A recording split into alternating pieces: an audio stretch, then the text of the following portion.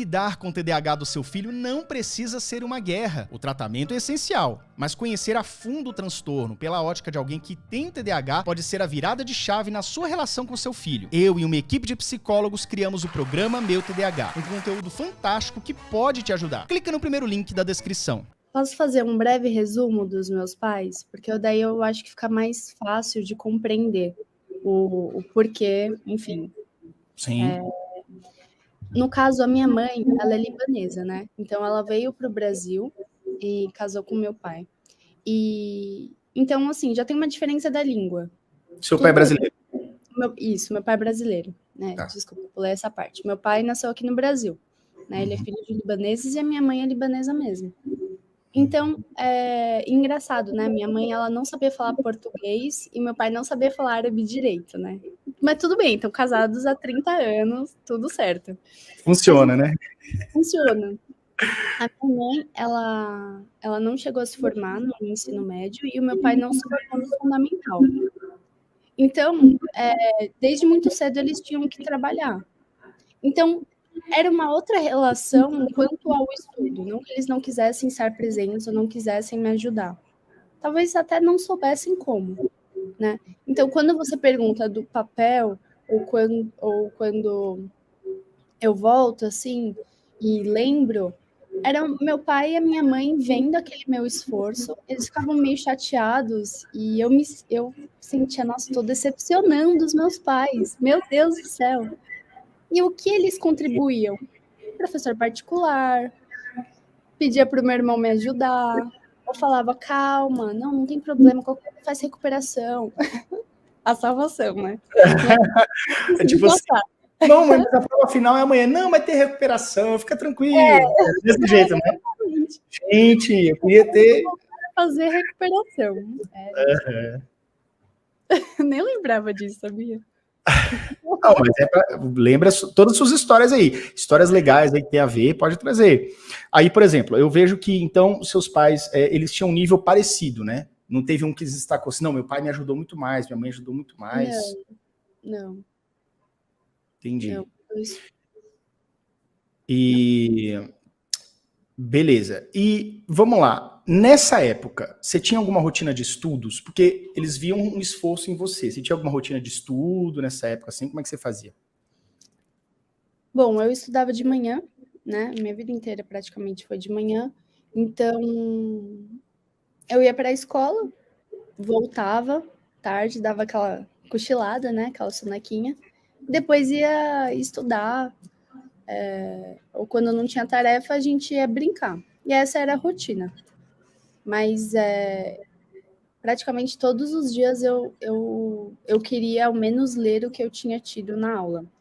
Porque como eu sabia que, tipo, Legal. não vou pegar, já ia para aula com essa sensação do tipo, nossa, não entendi nada na aula. Então eu sabia que eu precisava, tipo, pegar, né, em casa. Então, desde o Fundamental 1 até o Fundamental 2, eu já tinha, assim, essa consciência, sabe?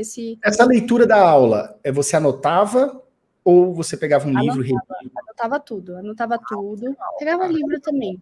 Anotava até a respiração do professor. Por isso que é até bizarro, né? Porque os professores falam, meu, mas ela tá anotando tudo, ela tá aqui na frente, ela tá acompanhando tudo que eu tô falando. O que essa menina não entendeu? Então era essa rotina. E aí, olha só que legal esse negócio, gente. Eu tinha um negócio assim, eu não era de anotar, quase nunca anotava, tá? Mas, das poucas vezes que eu anotava alguma coisa, e olha, eu acho que eu comecei a anotar mais lá quase no ensino médio, tá? Tipo, oitava série, primeiro, segundo, terceiro. Terceiro já caiu de vez, aí eu não anotava era mais nada mesmo. Mas eu anotei ele um tempinho, e aí o que acontecia? Eu anotava, mas eu não lia. Não lia por dois motivos, porque eu não anotava completo. Você fala que anotava toda a respiração do professor, eu anotava picado. Chegava em casa, eu não entendia a minha letra, não era fluido, porque minha letra era terrível. E, além de não entender minha letra, quando eu lia, eu pegava trechos da anotação. Então, nossa, o que você falou me define, porque o fato de eu querer anotar até a respiração do professor é tudo picado. Até hoje, viu? Até hoje. A minha dificuldade, assim, É que hoje, né, a gente tem celular, a gente grava, né? Olha o André comentando aí, eu nunca consegui anotar e prestar atenção ao mesmo tempo, né? Legal. São duas coisas diferentes, né? Uma coisa, outra coisa, outra coisa. É. Exatamente. Então, no caso, eu precisava, tipo, correr, sabe? Porque, eu já não tô prestando atenção. Então, o que eu vou fazer? Eu vou anotar tudo que o professor tá falando, né? E são coisas diferentes.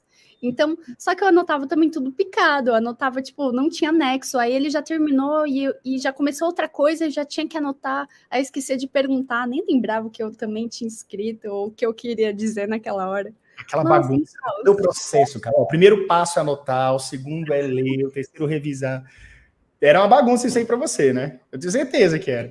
Até hoje. Até hoje, né? Vamos lá, então. Bem sincera. Vitória, então, pelo que eu já percebi aqui, pelo que eu percebia, mas eu vou te perguntar porque eu tenho que te perguntar.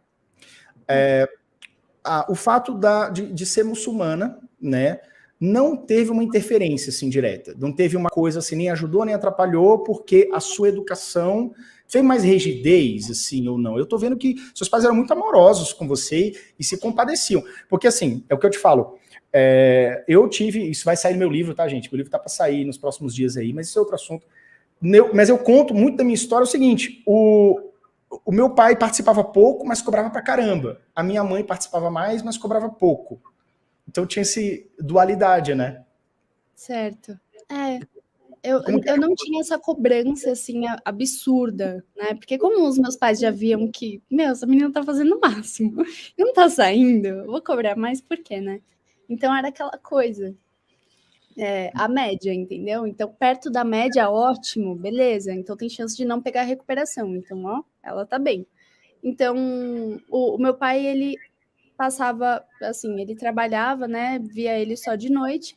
Então, não teria como ele estar tão presente quanto a minha mãe, né? Minha mãe, dona de casa. Então, creio que seja muito, muito parecido. Mas não tinha essa cobrança, assim, por exemplo, do meu pai, sabe? Cadê a sua nota? Nossa, caramba, você podia ter ido melhor, você foi mal. Não tive. Eles tomavam esse cuidado de comparar com o seu irmão, ou era uma comparação sua, da Vitória com ele? Você disse que comparava um pouquinho.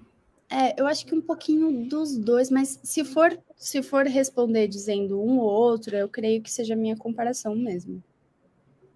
Entendi. Vamos lá. E aí uma questão que é muito importante a gente abordar também, vamos falar de TDAH, tá? Já tá falando aqui.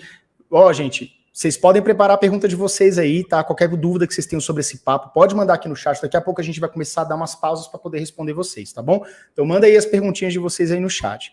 Socialização, Vitória. Socialização. Aí eu vou te perguntar uma coisa. Nós sabemos que, em geral, pessoas com TDAH já têm alguma dificuldade de socialização.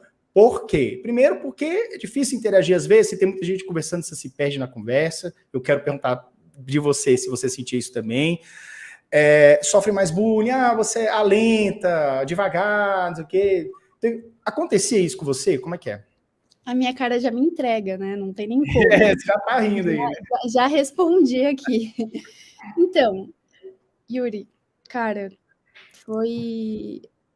É um tema, assim, que vira e mexe aparece na terapia ainda hoje.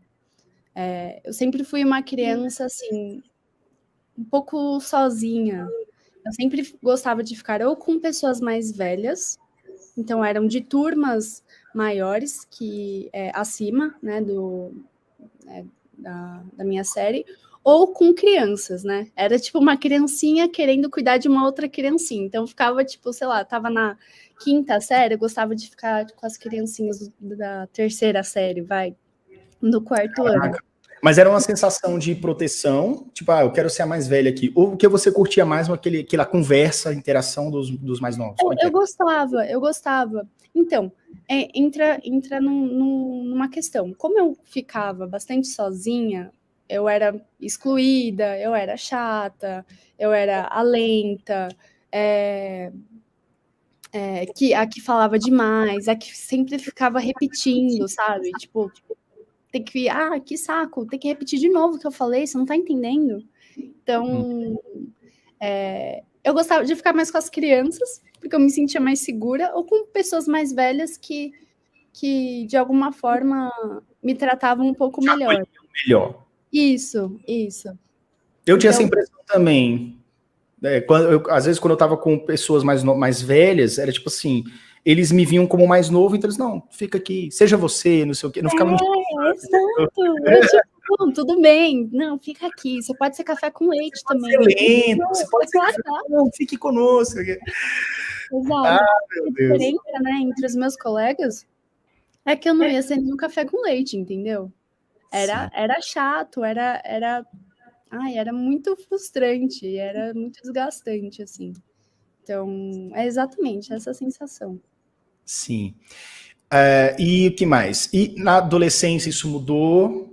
A adolescência é uma fase um pouco complicada, principalmente para quem tem TDAH, para quem está aqui prestando atenção, que tem filhos, né? Por quê? Na adolescência a gente deixa de brincar com todo mundo e a gente começa a se organizar em tribos de interesse. Então eu era da galerinha bagunceira e nerd que jogava videogame, tinha a galerinha que era mais pra frentex, né, com 12 anos, já queria ir pra festinha, eu queria nem saber de festinha, eu queria jogar videogame, me deixa em paz. Enfim, então as coisas foram se dividindo dessa forma.